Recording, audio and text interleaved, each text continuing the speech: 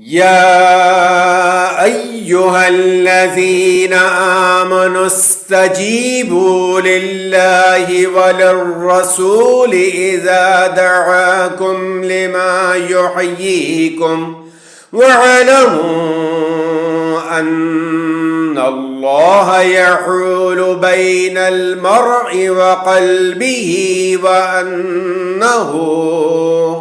وأنه إليه تحشرون واتقوا فتنة لا تصيبن الذين ظلموا منكم خاصة واعلموا أن الله شديد العقاب.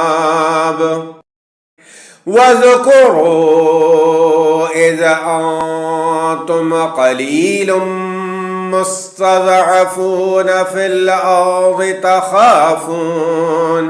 تخافون أن يتخطفكم الناس فآواكم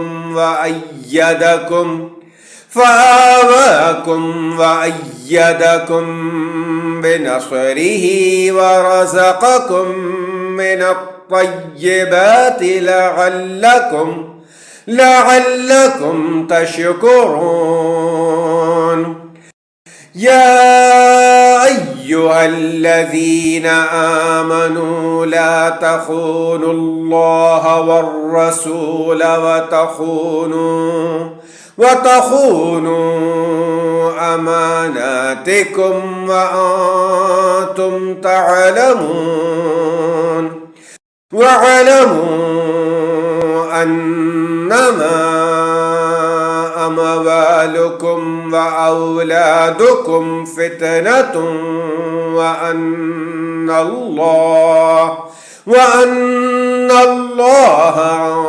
عنده أجر عظيم.